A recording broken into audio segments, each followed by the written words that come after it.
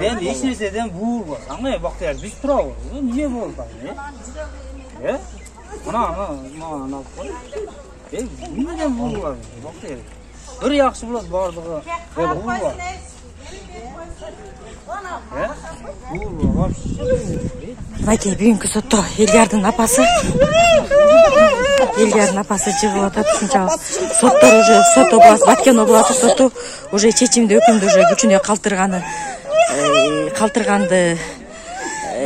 уже байкалып атат. Бардык өтүнүчтөрдү деген бардыгы соттук коллегия калтырбай атат. Азыр Бактияр апасы айбагандай ушунчалык жаман болуп жыгылды. Атасынын состояниясында жыгылды. Мынакей бул жерде бүт бардыгы тең, мына комбойлордун бардыгы тең ушу жерге келген. Атайы алдын ала ушундай сүйлөшүшүп, ушинтип бардыгы чечимди чыгарыш үчүн мына бүт бардыгы тең келишкен. Мына медицина тест жардам келип атат. Жана дагы ошон үчүн өкүм күчүнө кала тургандыгыдан бүт бардык комбойлордун бүт бардыгы тең ушу жерге чакырган.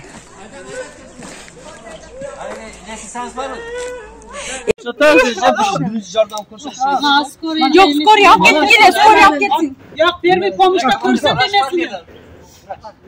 Sakarın. Ana sakarın. Kötü 19 demesi. Titremem gecesin. Titremem. Bu sudan çeşkaçı. Машинканы хотя бы алып келсе.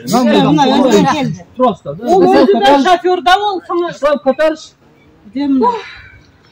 Больницаға апарайық. Yaxşıdır. Алып кел. Ben buna muzdak suda içkim. Anan bir su içi ver.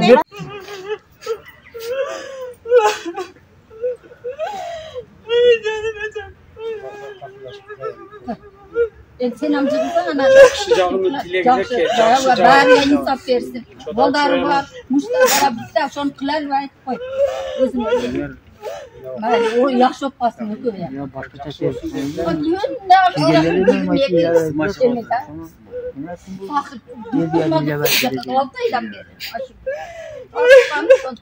Yeri çok kapital. İnsaf versin. İnsaf versin. Ay kıygan canım var bir de görsetmeyin de çok. Ya şu tavanı kaldı.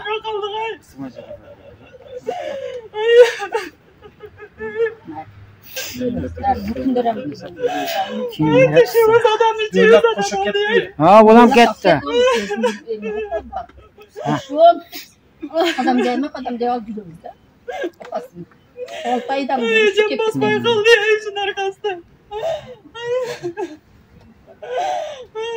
Süre karma piyo oldu. Emi okala.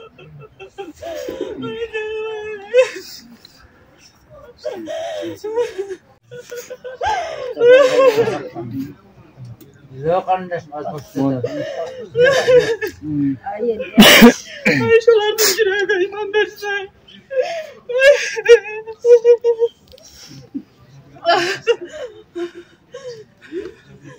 İle var.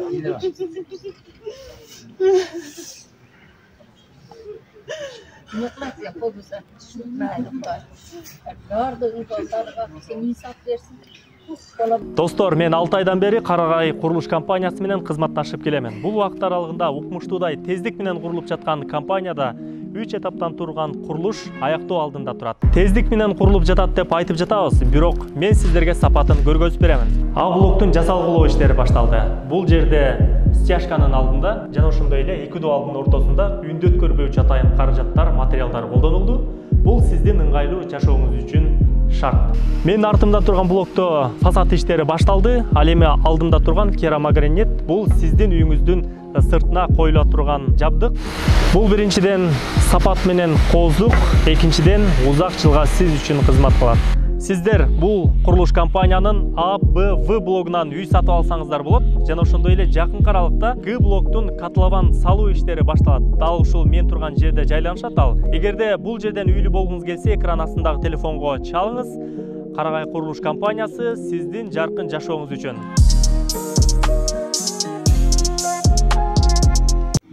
Мына скорый келди. Элдер өзүн жаман сезип атат. Скорийлер кирип кетип атат. Сот отурумунда.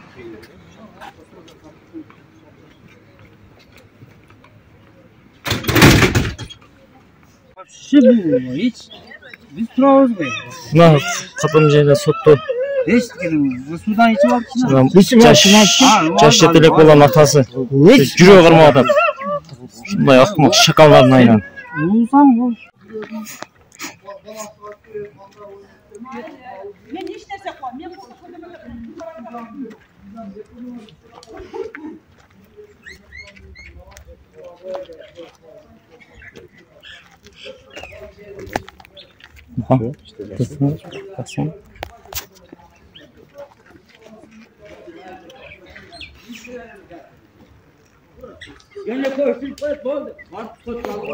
Жоқ, кетпейді. Ошо азыр сот токтойт, мындай бала менен мыйзам өкүлү болбойт да кана. Демекчиле. Өзүнөн кетип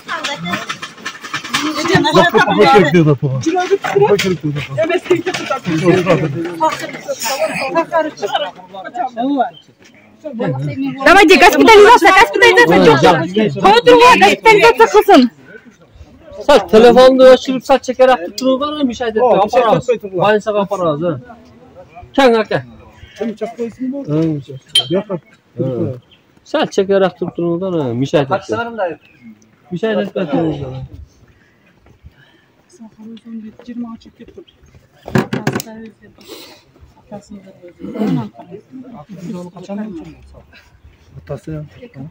Тартсаң.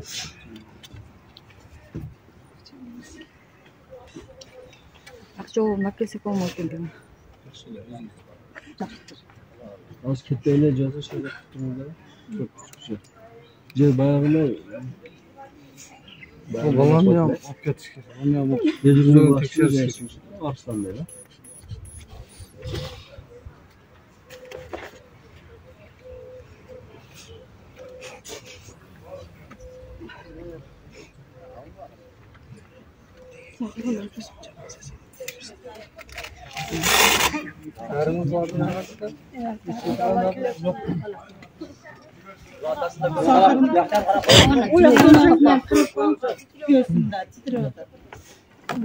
Bunu sakarını eline koyarım mı götüreyim?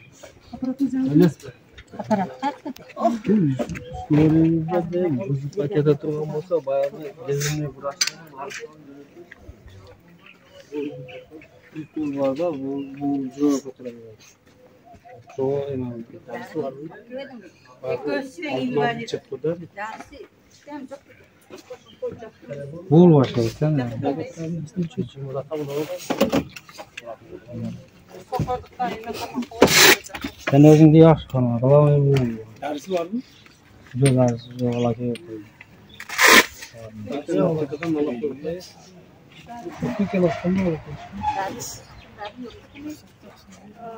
Qandaycha dori kerak? Ne degan dori? Sakardık. Insulin sayla.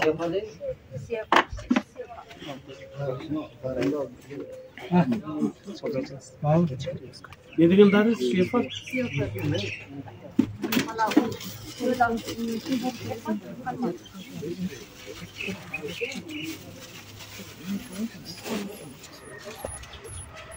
Başım aylanıyor da deydi. Gözüm naşarlı da deydi hazır. Isıtma. Эмнечи? Хорошо yaş falan kençide atat. Bunu kişi olsa cıgılat dedi hazır. Bana apası cıgılıp kaldı. Na tasa çıkıp kaldı. Skoruyu çok var bunu. Apar bana sağa başlıyor ki. Nasıl koruyor? Yok aytam lan bana sağa başlıyor. Yaş falan o ki ne? Hazır cıgılsa keter şunun var. Yok. Hazır cıgılsa keter. Güvenler tüket enesini göret. Bunlar bolboş gerek bu adam sistemi.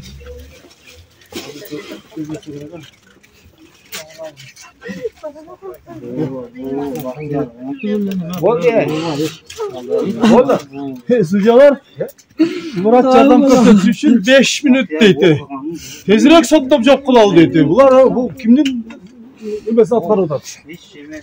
Özlerinin balasının başına çıkıyor da şunu diyorsun. Kırat direksiyonda. Var da yaptılar. Ben özümüzü kalmam. Госпитализация, наверное. Да, екеуінтен емеге. Госпитализация. Бар, бақсылады. Bular siz sotlukta mı? Бұларсыз сот тоқтайды. Майып болса екеудің атын. Мына немен ал. Атыне майып та. Tezirek jetkirip o şöyle Sen milyar çıkar. rahmat. Var şeyde. Жеткіше дағы құл жоқ. Берді сайып қойып. Doktor rahmat sizin көңіл бұрғаныңыз үшін. Уақытта жетіп келгеніңіз үшін.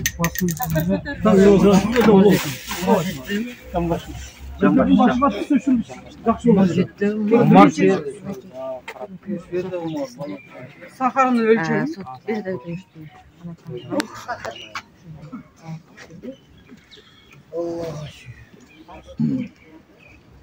Солаған Sottun aldığında hüküm çıkarıp koygan. Мына атасы дағы жығылды, қолын ұстап, теге апасы дағы жығылды. Geçe daha uşunda hüküm çıkarıp bir rotan bilse kelgen.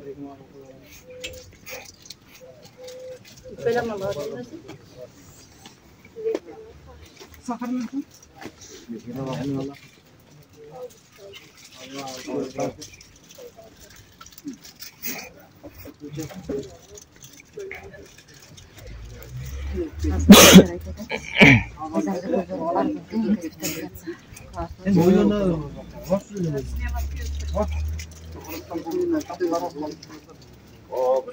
Kamersan var.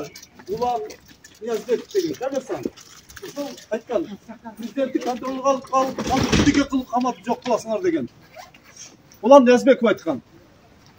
Özü bir çala savat kamersan 15.000 milisanın üstünden döveli oturadı.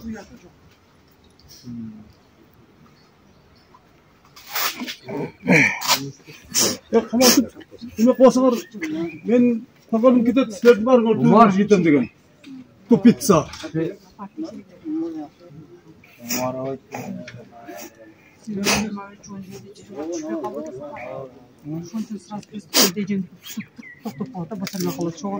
Срочно капит етіш керек. Bunlar hazır tokalıp getse kim cevap verir hazır? Ойлойт та буларды. Тоголонуп кетеби. Өкүл биякта жатат. Бул жердечи биз деген мыйзамды. Саламатсызбы Жылдыз эже. Бүгүн жана Кадам жайда кыздын өлүмү боюнча сот болду. 2022-жылы 4-сентябрда жанагы Кочкорованын өлүмү боюнча. Ал жерде сиз Элдиярдын адвокаты болдуңуз да? Ооба, Элдиярдын. Жаңы адвокаты. Жана областтык Баткен областтык сотундагы коллегиялуу кароо сотунда катышат. Ошол боюнча сиз айтып берсеңиз сот боюнча. Ошо бүгүн сот болду. Бүгүн сотто негизи деген мыйзамда жазык процессуалдуу кодексинде 2021-жылдагы мыйзамда мындай жаңы бир бөлүм кирген. Ал бөлүм мыйзам менен чатагы бар балдардын укуктары, милдеттери жөнүндө, ал сот процесси, сот өндүрүш, сотко чейинки өндүрүш кандай алып барылыш керек жөнүндө жазылган да. Соттор демек бардык укук коргоо органдар УПКнын талабы боюнча ошо УПКнын талабындагы көрсөтүлгөн мыйзам талаасы менен алып барышыбыз керек. Түрдө эгерде мыйзам менен чатагы бала бар болсо, адистештирилген балдар иштери атайын адистештирилген прокурор, судья, тергөөчү, жактоочу катышат жазылганда. Анан бүгүн сотто болсо, сотто атайын адистештирилген судьялар караган жок да, жок дегенде бир төрага өзүнчө атайын адистештирилген судья болуш керек. Ал карабагандан кийин мен четтөтүү билдирип атам. Милдеттүү түрдө атайын адистештирилген судья балдар жаш жетилекте балдар үчүн каралыш керек. Ошондуктан кийин бул составдын атайын адистелген сертификаты бардыгын толук кандуу коргой ала турат коллега төрага кылган карасы келдирдим, бирок ал өтүнчүмдү сот канаттап жок. Сиз азыр болгон жанагы Дениздин ден соолугу боюнча айтып бере аласызбы? Бүгүн Капыров Дениске көчө өкүм күчүнө калтырып чыкты. Азыр Бактыяров Элдиярдын бүгүн мындай болду да, бүгүн сот учурунда деген мен Элдиярдын жанына барып сүйлөшөм. Мен мындай оозунан ачка болгон адамдын оозунан жыт чыгат го. Ошондой жыт чыгаткандан Элдияр ачка экен дедим дагы, анан апасына айттым. Элдиярга барып берден бир эле калгылачы, кусак ачка экен десем, Элдияр деген апасын көрүп, анан апа жөн эле коюңуз деп эле апасын көрүп туруп аябай ыйлабый да ушунчалыкчы. Апасына ыйлабый деле чыдабай ушунчалык өзүн аябай кармап, үнүн катуу ыйлагысы келди, бирок катуусын басып ушундай өңгүрөдү да, ичинен деп үн чыгарбай. Анан мындай калтырап чыгып кетти бир маалда Элдияр. Ошон үчүн мен скорый чакырдым, скорый анан баягы көрүп эле Элдиярдын асы көрүп, атасы приступ кармады. Атасынын приступун кармагасын көрүп, Элдиярдын апасы приступ кармады. Ошентип бүгүн мындай ушундай жагдай болду да. Мындай бир карапайым бир бечара үй бүлө бирин аяп, бирин көрүп, ушундай ыйлап, ушундай аябай стресс алып. Жылдыз эже, дагы бир суроо. Сиз ушунча том кагаздарды кармап алыпсыз да мына. Бунда Элдиярга тиешелүү. Аябай жакшы суроо бердиң да. Том десек ойлойт да, бүт баары ушинчи баары Элдиярга тиешелүү деп. А самом деле томду 5 том бар, 5 томдо. Бирок 5 томдо бүт баары Элдиярга тиешелүүчү иш жок экен да. Биякта деген Шадыкановго тиешелүү, Абдулажанова Султанга тиешелүү, Капыров Дениске тиешелүү иштер бул жерде жаланга элечи, жана башка айыпталуучулардын баардыгын тең эле мындай бириктирип салган болчу. А биякта могу белги коюп койгон иштердин баардыгы тең эле ушулар гана бул жанагы Бактыяр уулу Элдиярга эле тиешелүү болгон сурактары, экспертизаны корутундулар ушулар. Демек, Элдиярдын күнөөсү жок дейсиз. Элдиярдын 100% күнөөсү жок да. Элдиярга жөн эле эмнеге Элдиярга айыптоо койгон билесиңби? Элдиярдын күнөөсү бечараныкычы. Анын ата энеси жакыр үй бүлө болгондугу, атасы апасы оорулуу болгондугу, эми муну кармап туруп, сабап туруп, боюн алдырып койсок болот деген максатта ошонун курмандыгы болуп атат да Элдиярчы. Болгон күнөөсү ошо. Бечара жоош, ата энеси кедей, жакыр үй бүлө, оорулуу, эч кимиси жок, кимиси коргой алат эле деп туруп анан сабап туруп моюн алдырып койгон да. Анткени башкаларга күбө керек болгон да. Тигилер ушуну кылды, кочкор айдайды, мен зордуктуп атканда, өлтүрүп атканда көргөнмүн деген күбө керек болгон. Күбөдү кимди кылган? Бечара Элдиярды күбө катары кылыш үчүн эле айыптоо коюшкан да. Жылдыз эже, азыр эми бул жерде толук мыйзам бузуу тергөө тарабынан, сот тарабынан болуп аткан болсо, сиз не дейсиз? Азыр кимге кайрыласыз? Аябай жакшы суроо бердиң да. Негизи азыр согуш билесизби, азыр кандай согуш? Азыр бир бечара инвалид жакыр үй бүлө менен килтейген чоң машиненин ортосунда согуш. Бул кимдер? Прокурор айыптоо актысын берип атат.